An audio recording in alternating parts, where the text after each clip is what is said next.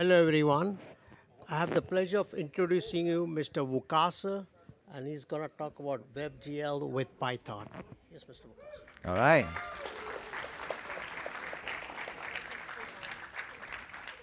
Cool, welcome. This talk is going to go over time, and there's nothing you can do about it. My name is Łukasz. I come from the internet. These days, I work for the Python Software Foundation as the C Python developer in residence. Or actually not the, because it's a team now. I have 2 team members. Yes, it's very cool. Peter Victorin, who I, as his boss, told to be in the front row, so he's here. No, I'm kidding. Like, I'm very happy to see you, Peter. And Serhii Storchaka, who is in Ukraine right now. Both are very helpful.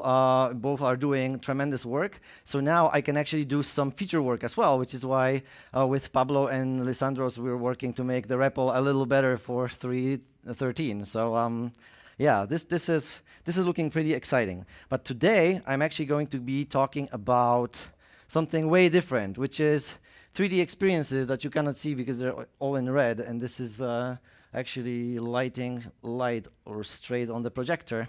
But this is a game I wrote for the PyWeek competition last September. I didn't win any prizes, but it was very cool to actually be able to complete a 3D experience from start to finish in a few days. I didn't have very much experience with doing this before, and once I finished, I was like, I need to tell people about this because this is pretty cool. So this is what we will be doing today. But to finish with something like this, we need to start with the fundamentals of graphics. And the fundamental thing in graphics is a triangle, but in fact, we need to start even more fundamentally. So with this particular point on the triangle, which is a vertex, right? Like, we're going to be talking about vertices a lot today. So vertex is a point where 2 or more curves, lines, or edges meet or intersect. And those vertices and the calculations where they should be is all that graphics actually is, right? So a triangle has 3 of those vertices, and now they form a polygon. And those polygons might be then kind of combined into more complex things that you see on the screen. So in this case, the polygon is a triangle, but we can imagine more complex polygons like having 6 vertices like this one. And you would think, wow, like, that's awesome. We can now combine them into more complex shapes. And we do. But even if you're approximating a sphere or something, like, most of the time in computer graphics, we are only using triangles. So that was my first question when I was, delving into this. Why are triangles special? And it turns out there's 2 reasons why they're special.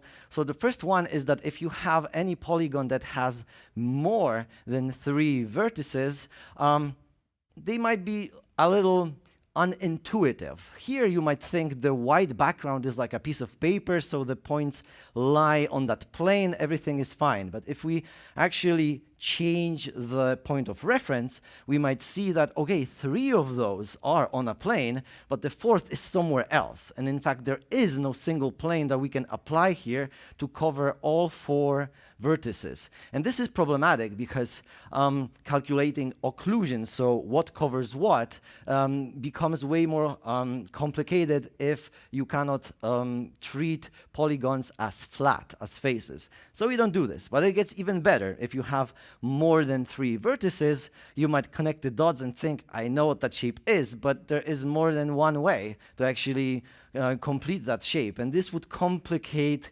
calculations on the graphics card even more. So in the end, even when we're doing very complex graphics, we mostly build those models using triangles. So they successfully mimic even complex things that are happening here, like this kind of, torus that goes through hole. You can see like some tiny triangles being created, and destroyed, like here when the shape is changing, mimicking a perfect circle.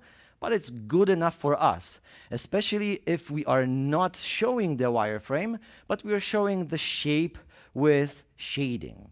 So what shading is you have depicting depth perception in 3D by varying levels of darkness, which changes something like this into something more perceptible, that now, oh, it looks more 3D because there's shadows. We can now see that this is actually a bunch of colored donuts.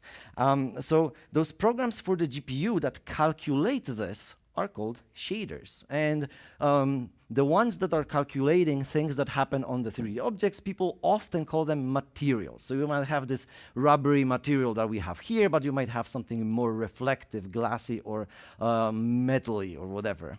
So shaders come in pairs. You will have a vertex shader that says, where are all the vertices in space? And then you have fragment shaders, which says, for a given fragment, what color does it have?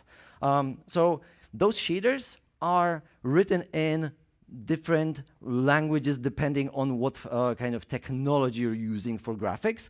And the technology we're going to be covering today started out with OpenGL. And by the time of OpenGL 2.0, which was early 2000s, people producing, manufacturing embedded devices, which at the time were feature phones and PDAs, that was pre-iPhone, that was pre-iPad, they wanted to also have 3D graphics. So this spec called OpenGL ES got created, and the version 2.0 was the starting point of WebGL. So WebGL was based specifically on OpenGL ES, such that a web browser on those feature phones or PDAs could just as well display 3D as in a native app on that same device. So that was very forward-looking, and in fact, this is why today WebGL starts being very powerful. So OpenGL, the big one, obviously evolved over time, and by time of OpenGL 3.3, OpenGL ES 3.0 got released, which is the base of what we are going to talk about today, WebGL 2.0. And you're thinking, wow, that must be some ancient history, but in fact, the spec for WebGL 2.0 is from 2017, and major browser support only arrived in 2022. So it's very recent history, which is why only recently you start seeing 3D things, 3D experiences in websites that you visit, because it's essentially brand new. Graphics processing sort of moved on to another kind of layer of a framework where Vulkan is more low level, is more low overhead. The thing is, it's trying to be closer to how GPUs work these days, which allows people to also write code for the graphics card that is general computing. So not actually displaying any of the things that we are crunching, only actually doing some calculations. So this is similar to Metal APIs and what we have in Windows as Direct3D 12. And this actually got, this produced Web GPU, which has a beautiful triangle logo, but is still in early days. So you have it in Chrome, but you only have it in nightlies for Firefox at the moment, and it's still incomplete. And Safari has it on the roadmap. So we're not going to be talking about Web GPU. We're going to be talking about WebGL 2.0. But by now you're like, okay, like web here, web there, like where's Python in all of this? So today there were already 2 PyScript talks. I'm the 3rd one, so it's a little awkward to talk about this again. But if you missed the first 2, let me just give you like a very short intro. So PyScript is essentially a platform for Python in the web browser. So it's a relatively new project. It was actually announced 2 years ago here at PyCon. But it's getting relatively interesting traction already. People do a lot of different things with it. Like so the thing that I'm going to be showing you is probably on the fringe of what most people find interesting about PyScript, but I just find it fun, so we're going to be talking about that. So the part 1 of what PyScript is PyScript.net, the core technology. So that allows you to easily run a full-fledged Python interpreter in the browser. What you're looking at here is MicroPython, and it's actually interactive. So I'm trying to print and decode a bunny. Okay, cool. So this technology is Apache licensed, so you can use it both in open source projects and in commercial software. So you get to choose between MicroPython and PyOdide. PyOdide is essentially a full-fledged CPython 3.11 that you can not only just depend on the features of it working, but even pip install works there. So you can pip install NumPy and pandas and so on to actually have this as a dependency in your Python programs that work on the client side. There's no server. Everything here works in the browser. And I talked with Hood yesterday, and he said, okay, you can say this to the audience that it's just a matter of days before they release Python 3.12 on PyOdide. So now it's public. There's going to be Python 3.12 for PyOdide. Thank you, Hood. Right, but with great power comes a large download size. So when you have this in the browser, it's your user that pays the price to download all those packages and PyOdide itself. So this is the experience that you sort of expect, but if you are only plugging into an existing website, it might be a deal breaker if it's not a web app that people don't mind seeing a progress bar too. So you can then choose MicroPython, which is Python 3 for embedded systems, and those are not the embedded systems like the iPhone, but really tiny embedded systems with very little memory. So there's certain limitations in MicroPython. For example, there is no pip install. Like, you write your own Python, but with this limitation comes a tiny download size, and moreover, it was already constructed with certain algorithms being different from CPython to work with minimal resources. So for simple things that you might want to write in Python in the browser, it's going to probably work a little faster in MicroPython at the moment. So that's the first part of PyScript. But the other part is PyScript.com, and that is I don't know, like a learning/development platform that Anaconda is working on. So it's community code sharing. In fact, it works so well that I put all the code that we're going to be talking about today there. So you don't have to, actually scramble to write it down right now and see like, oh, I'm in the back, I don't actually see the code. Like, relax, it's all on PyScript.com. And also it's better because you don't have to install anything. You don't have to understand HTTP server headers that you need to set so that everything works the way you expect. PyScript.com handles this for you. You can sign in with GitHub, it's very easy. Those are just the WebGL projects that we're going to be talking about today. The helpful documentation that you have the link on the lower left corner brings you to, documents about how it all works, but also to the Discord server for the PyScript project. So I recommend you do that. You won't get lost. There's plenty of interest now to actually get involved. And the free version now, because Anaconda will eventually add some paid features here, covers everything that we need. The only thing that I personally noticed is that there are some storage limits. So if you start throwing textures at it and, or sorts of other media, you might actually see the limit here for the free tier. But other than that, you should be fine to actually start. So again, don't worry, all code lives on pyscript.com/@AMBV. So let's start at the very beginning. And the beginning, as I already told you, is a triangle. So we're going to be drawing a triangle with WebGL with no other dependencies. So there's not going to be any JavaScript inside. We're going to be doing just with the browser and PyOdide. This sounds like, okay, it shouldn't be a big deal. Well, it is a little bit of a big deal because it's a really low-level framework, this WebGL thing, it turns out. So first of all of this is possible because in your HTML, you can put a script tag that has the type Py on it. And the cool thing that now PyScript does provide is this script can work as a worker thread. So it doesn't have to be the main thread. It can be, working in the background, not blocking the main UI, which is awesome. More importantly, it also allows you to have stuff like the terminal, where if you actually have a print, where print debugging is still, prevalent in Python, you will see a terminal right there in your web page so you can interact with it. So let's start with that. That's going to make our job way easier.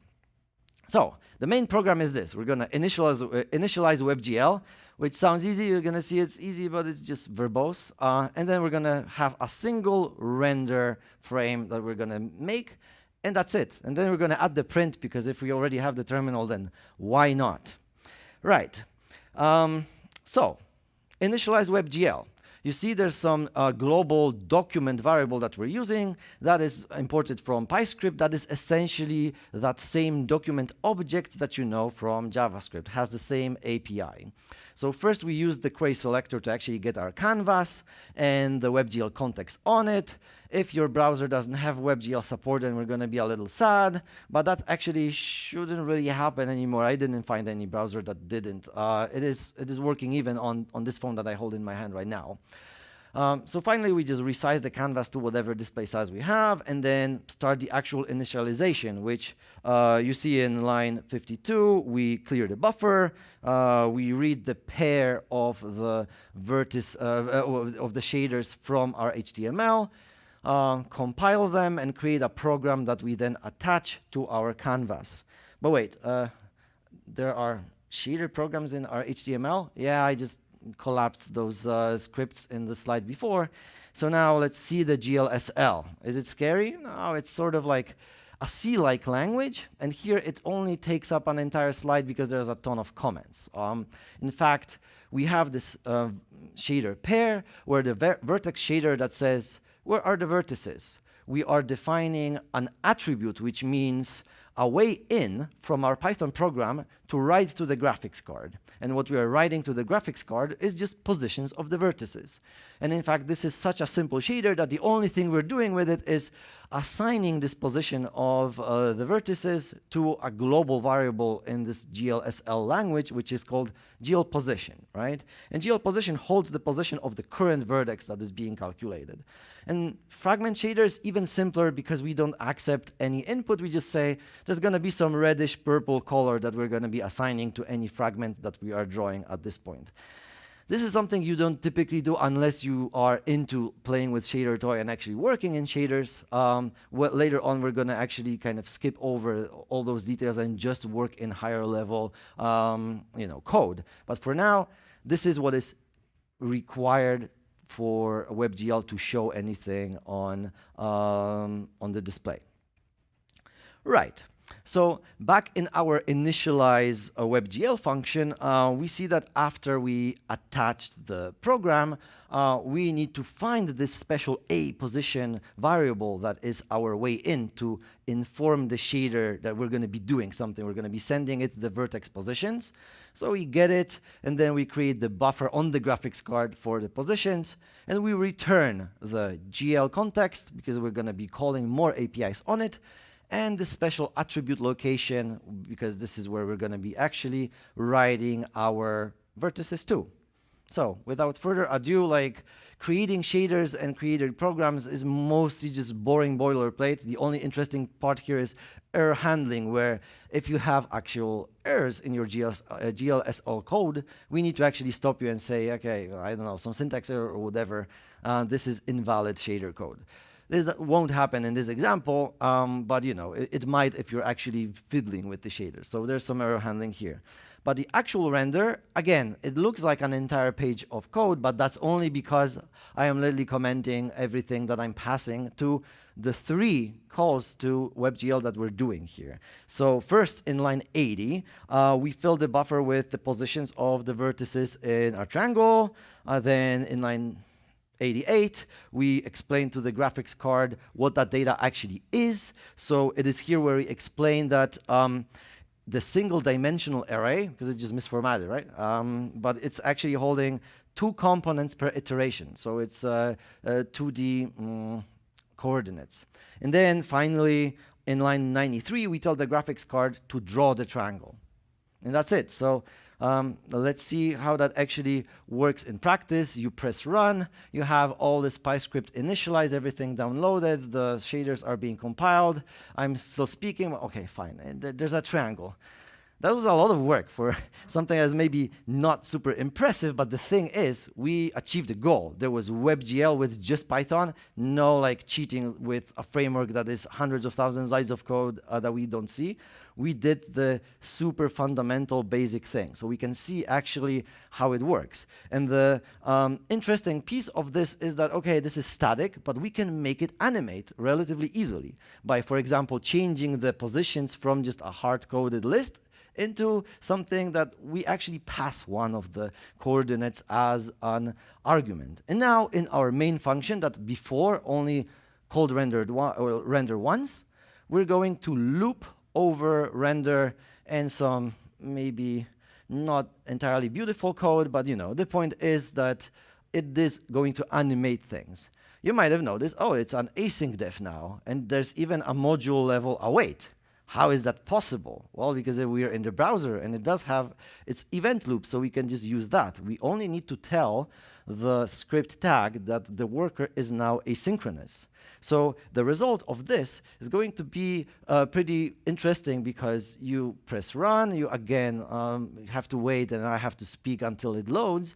But after a while, we're going to see that now the triangle is moving. And you need to realize this is sort of stupid code. There is just a loop where we are async IO sleeping for 1 millisecond at a time. This is not how you should be doing graphics, and yet it works because, it's a worker process. It doesn't actually cause anything to stall, anything to be unresponsive. So that's pretty cool. And I just have to have async and await on some slide on any talk. But most importantly, you can already imagine, okay, async IO, that works here. So I can use it. So yes, you can. And it's pretty awesome for whatever use case that you might have. But if you look at this WebGL thing, you're like, but where's the 3D in all of this? And in fact, good point. WebGL is not a 3D framework. It's a rasterization engine. It changes vertices into pixels on the canvas. So it doesn't do much more. So to actually have 3D, we would have to implement everything ourselves, which would be hundreds of thousands of lines of code. So instead, we're going to be using Three.js, an extremely popular library that implements a ton of things that allow you for interactive experiences and handles all sorts of components that you need to make this all work. But now we're going to have to talk to JavaScript a bit. So it's going to be mostly fun and a little weird. So the scene here, okay, so let's start at the beginning. I am showing from line 11 to line 16 really that there are some fundamental components of 3D program. First you have the scene, which is where all the 3D objects can live. Then you have the camera, which is how you're looking at the world. You might think, okay, like it's easy. This is how I'm looking at the world. Like, what do you mean? Well, there can be different ways in which we depict the objects that are there in the scene. You might have a perspective camera, like me looking into the horizon. Two parallel lines will meet at some point, like in the far horizon. I will probably not draw them because those sorts of cameras usually have some limit to how far they're drawing. Later on, they're just ignoring everything else. But you might have an isometric camera, which actually kind of looks over things that are happening from above, and that actually has perfectly parallel lines. They will never meet in the horizon because that's a different representation of what we have. So there's different cameras. The renderer is what actually transforms what the camera sees, so the viewport, into pixels on the canvas HTML5 element, because in the end, WebGL does that. It draws on the canvas element. Controls is something that you might have implemented yourself, like mouse or touch on the phone or whatever, but there's some tricky math to get so that the response from your interaction is intuitive and people think, okay, I moved it by this much and the scene moved by this much. It feels like it's right. It feels like, okay, this control works. So Three.js comes with a ton of those to essentially let you reuse the kind of intuitive and battle-tested ways in which people think that they should be able to interact with their software. Then lights is what illuminates the objects such that the shaders now can actually, do their work and show us something that is lit. And then the stats are just some FPS stats that we're going to see so that, we're going to be able to judge, like, is it fast or is it slow? Like, how are we doing? In this example, we're going to create 50,000 cubes, like somewhere scattered over the scene, and then just travel through them. And we're going to okay, before we get to actually traveling through them, let's just see some actual Three.js API calls. This looks like Python. The only weird thing that you might see recurring is this .new method call. Well, because this is what you would, on the JavaScript side, actually instantiate with a new keyword in JavaScript. So, well, some of those small weirdnesses are just a function of JavaScript being a foreign function interface, an FFI from the Python side. So it is still amazing that this really just looks pretty much like a weird Python API. It doesn't really say like this is something that is extremely strange. So I like this. And then this particular side, like, you know, the scene, okay, we're just creating a new scene object, nothing interesting. Camera, it's a perspective camera, as I told you. It has some depth, you know. And then we create two lights. The green light is actually decaying very slowly, so it reaches far. And the white light is decaying rather fast, so it's only going to light things that are close to us. And that's it. And then to actually use this Three.js library, you need to initialize JS modules on the PyScript TOML file, which is a configuration file for your PyScript project. One of the things that it does as well is just links the lib3 py file so that you can import it. Like by default, it doesn't, because of, you know, security, let you just import everything that is in the same folder. You actually have to be explicit about all the other files that I want. They need to be in files. It's a mapping from URL to the virtual file system of PyScript. However, here I just use an empty string because I just say use the same thing, right? And the JS modules is essentially the same, but the reversed syntax that you have in import maps that you see in documentation for JavaScript. So we're taking Three.js from unpackage, then we add trackball controls, which sounds weird because like, trackball, who uses trackballs now? But it's the same controls for mouses, for trackpads, and touch on the phone, and it works very well. So that's a plugin for Three.js that we're going to be using, and stats, again, only FPS stats. And now, in JavaScript, there's three ways in which modules can export names. So there's three ways in which you can import them. In Python, there's essentially one. So I just show this. It's like, hey, like you might sometimes find a JS module and just do like an import from Python, and then be confused that it says there's no name. But all the JavaScript documentation says, no, there should be a name there. So usually it's, you need this weird import default as something to use this. So there's three kinds of imports there. But if you already know, you know, the rest is Python-ish. So our animation is different now. We're not doing a dumb loop and async of sleep. Now we generate a single frame in our animate function. And you can see that we are adjusting the camera position using sines and cosines, so it's like smooth traversal. And then we actually move the lights with our camera. So they're like a headlight that we have, so that the things close to us are going to be white and the ones further out are going to be green. So then we might make sure that the camera is actually pointing at the objects that we have in a scene and not the other way around, because that would be sort of disappointing.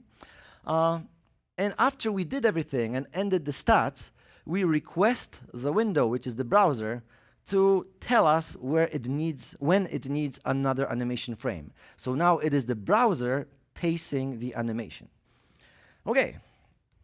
So how does it work? It does load, pyodide, and everything. And after a while, we see, okay, there's boxes. The ones close to us are white. The ones further out are green. We can actually go and use our controls. So we can go ahead and drag to change the position that we are in. It's not super impressive FPS. That's in Firefox. Chrome is a little better in that regard, but I didn't re-record the video for this. I'm just showing. For me, like actually getting this to work, was like, okay. Stuff is getting serious, because that is just fun to look at. So we can do more. And now, how do you even get in that point? Because it's like we write Python, but obviously all this Three.js stuff is in JavaScript. So the thing is this. The Three.js documentation is fantastic. It is full of examples, and it's full of great explanations on how those things work, just for like a graphics development, why things are the way they are. So the only thing you need to actually harness all of this and be able to just read this fine is this other documentation, which is docs.pyscript.net, that explain a little bit like, oh, you can just use JavaScript as if it was Python with small differences. And one of those small differences is create proxy, where if you leave a callback with JavaScript, Then Python sees that, okay, I no longer use this object, so it's going to garbage collect it before JavaScript could actually call your callback. So that's not good. So for callbacks and a bunch of other objects, you want to have a proxy that this object is being kept alive long enough for JavaScript to actually call it. And with this combination, Three.js docs on one side, PyScript docs on the other side, I personally found myself to be like really productive.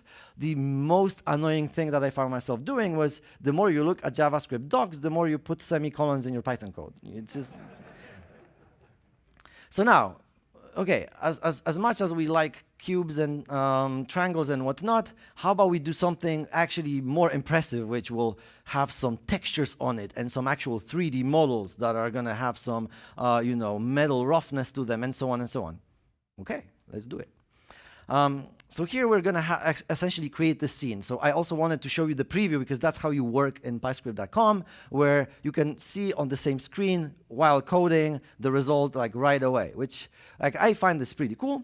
And in this particular example, we won't have any animation save for what the controls do.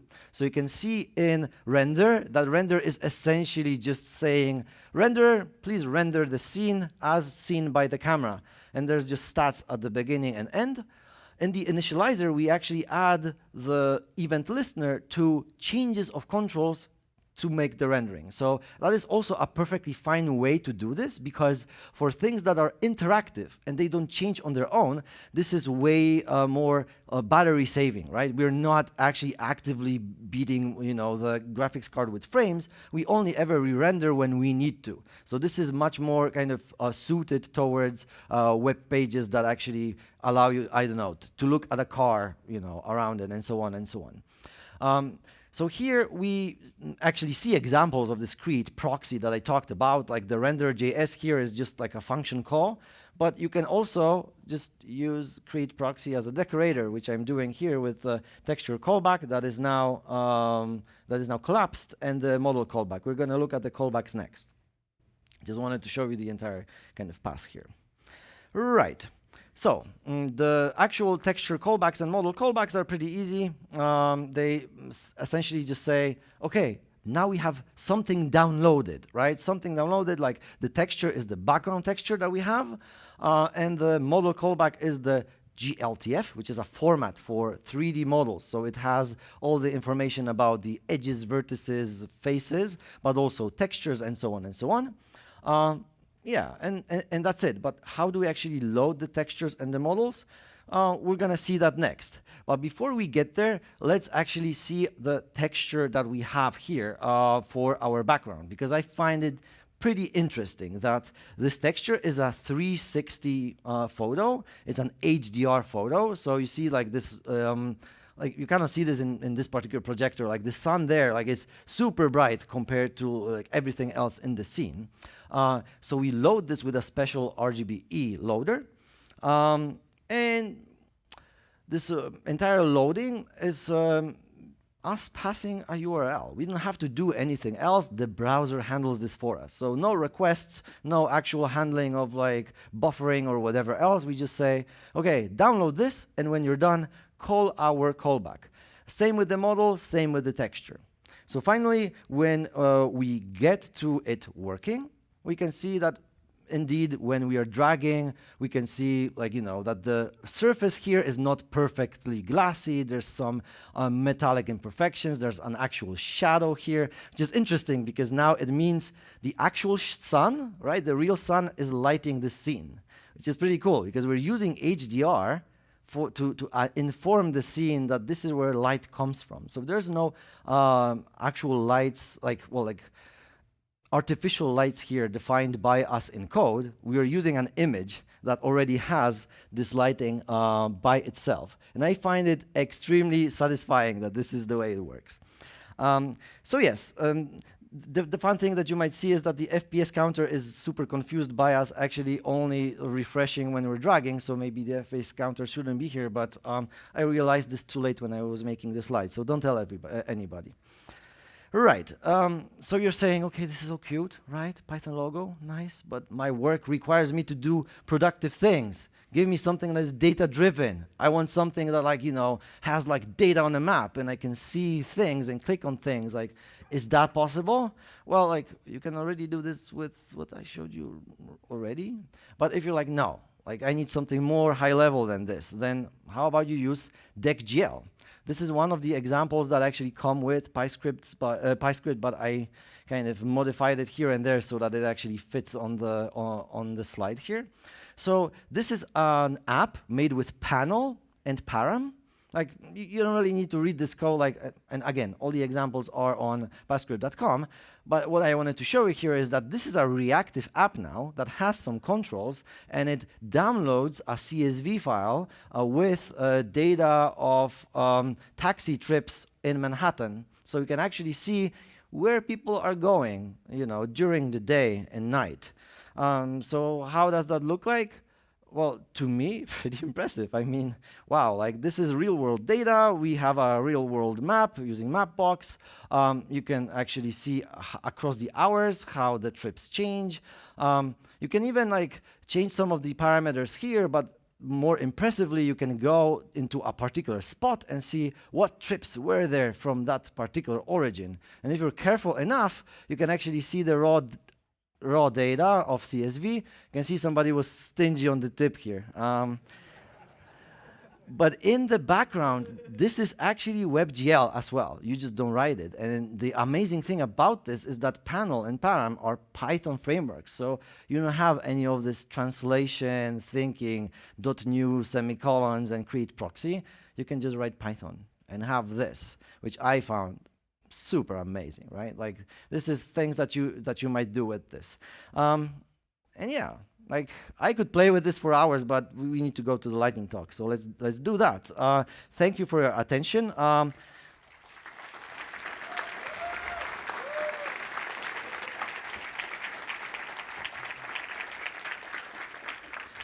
Let me just finish with one thought.